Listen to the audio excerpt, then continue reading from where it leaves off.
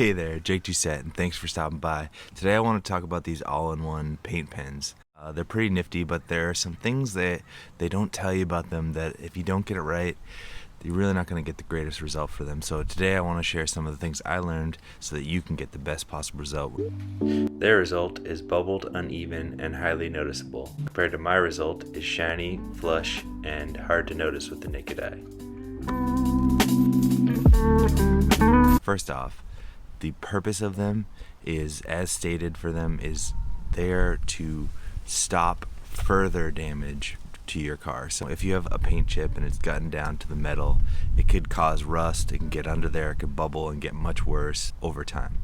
So first, these are really designed to stop that from happening. So with that in mind, I watched a bunch of videos on guys who do professional like paint chip repair, and even them, they said, look, it's never going to look perfect. So I think with that in mind, it's never going to be perfect, but if you watch through this video, I'm going to show you how to get a much better result out of it. Second thing, and I'm going to show some videos of this now, is you have to sand. You have to do sanding beyond this little, they give you this little tip to kind of scratch, but really it's not going to do all the work for you. And there's a couple things. First, I'm going to show a video here of, you're going to see that you want to take down all the high edges. So that's hard to do with this thing. You can use wet sanding, or either 1500 grit through like 3000 grit.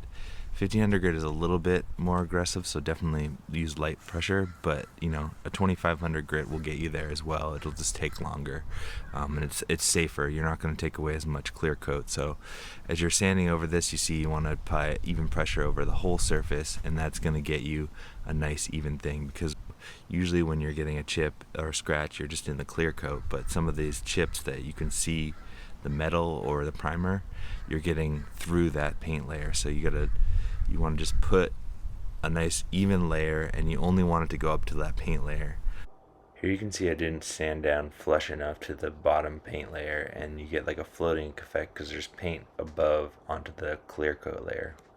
You really want to sand it down and get that as smooth as possible here. The other thing is you're also going to want to sand once you've clear coated it and put the final finish on. You're going to want to sand it down. You're going to get it all flush. I'll show some videos here. Even after sanding, you can see that there's a little bit of a ripple on the surface there, and that's because the overall thing isn't flush. So you want to sand it till it gets level, and then once you're done sanding there, you're going to polish it. So you're going to use, I'll show you here, there's this clarity polish, and that's the type of polish you want to use. I use this McGuire's compound. I buffed it up, and then you can see here after a couple rounds of buffing that it goes from a very kind of matte finish from the sandpaper back to the kind of shine, and then on top of that you can put wax, and that'll give you the full shine. So that's the second part. The third part is it's really difficult to keep the paint inside that the tinier the chip, it's actually more difficult because you just have a little area where you want to get paint in.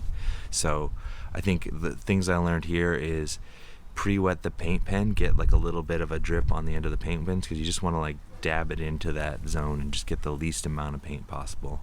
And I'd say secondly, don't be afraid if you put too much, just to take a paper towel and wipe it out, clean it with some alcohol again, and start again. There's no shame in it. There's plenty of paint, and you're just trying to repair a little bit. So really, the better job you do at this stage of just getting the right amount of paint in, the better result you're going to get at the end, because you can only sand off so much, and you don't want to over sand either. So you just want to get enough paint but not too much. Fourth thing is it really kind of ties into what I just said, is, and I kind of touched on earlier, is like you want to overpaint the clear coat, because you're going to want to try to level everything off at the end with that light finish sanding, and that's really going to get you the best deal.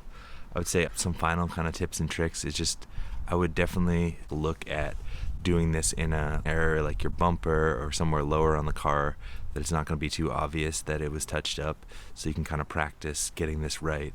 And you know, before you move to like more visible areas like the hood, where people might be able to pick up on it. I will say that even though in some of these that the paint wasn't all like level, and you can kind of see it if you look real close, because I did the final sanding and the buffing, it's very hard to pick that out unless you know you're looking for something in particular, you know. So I think the thing that I learned is that final buffing, getting it nice and even, that's what's gonna set you apart from, they don't really tell you on the package the way they make it seem. You just dab in, wipe a little on top, and you're done.